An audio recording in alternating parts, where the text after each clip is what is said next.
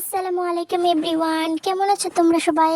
আজকে আমি নতুন একটা রেসিপি নিয়ে হাজির হলাম। আজকে আমি পাস্তা বানাবো। তোমরা তো আবার পাস্তা বানাতে পারো না। প্রথমেই আমি সবজিগুলো আমার জাদুর সাহায্যে কেটে নিয়েছি।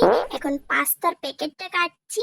এখন আমি পাস্তাগুলোকে সেদ্ধ করার জন্য একটা গামলার মধ্যে দিয়ে দিলাম, আর সাথে কেটে রাখা আলুগুলো দিয়ে দিলাম। এখন আমি এগুলোকে 5 মিনিট সেদ্ধ করব।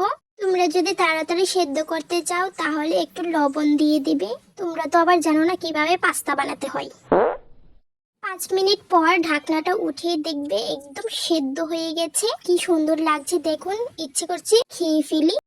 যাই হোক, আলু এবং পাস্তাগুলোকে একটা বালতির মধ্যে রেখে দেব। তোমরা আবার আমার কথা শুনে হেসো না।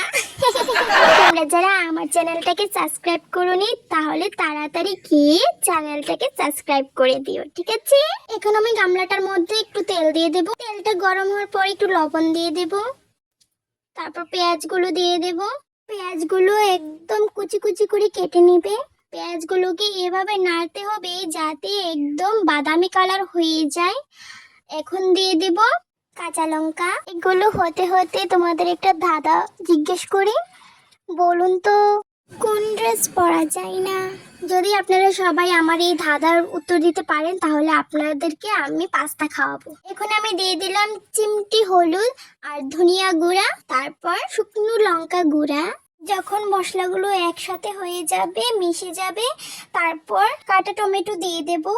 এই তো দিয়ে দিলাম টমেটোগুলাকে এখন নেড়ে কষিয়ে নেব, মশলার সাথে একদম মিশিয়ে নেব। জানিয়ে দিবেন আমার এই ভিডিওটা কেমন হয়েছে। আমি তো ভিডিও বানাতে পারি না, তবে একটু ট্রাই করছি। ভুল হলে মার্জনা করবেন। এখন আমি সিদ্ধ করা আলু এবং পাস্তাগুলোকে দিয়ে দিলাম। এখন একটু নাড়াচাড়া করে মশলার সাথে কষিয়ে নেব, মিশিয়ে নেব। আর এখন মাঝখানে আমি দিয়ে দিব একটু সয়াবিন তেল।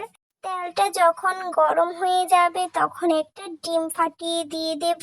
ডিমটা দেওয়ার পর আবার একটু নাড়াচাড়া করে নেব, কারণ যতক্ষণ না ডিমটা কাটার সাথে লেগে যাচ্ছে ততক্ষণ নাড়তে থাকতে হবে, না হলে পাস্তাগুলো লেগে যাবে। দেখুন নাড়াচাড়া করতে করতে কত সুন্দর হয়েছে কালারটা। এখন আমি দিয়ে দিলাম টমেটো। এখন আমি সসটা দিয়ে পাস্তাগুলোর সাথে মিশিয়ে নেব।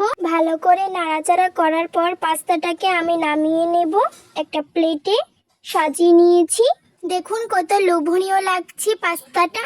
আমার এই ভিডিওটা এই পর্যন্তই। ভালো থাকবেন, সুস্থ থাকবেন। আল্লাহ হাফিজ।